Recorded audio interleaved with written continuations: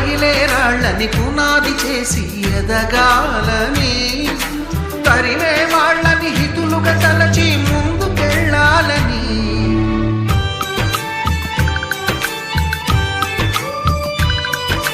కన్నుల నీటిని కలల సాగుకై వాడుకోవాలని,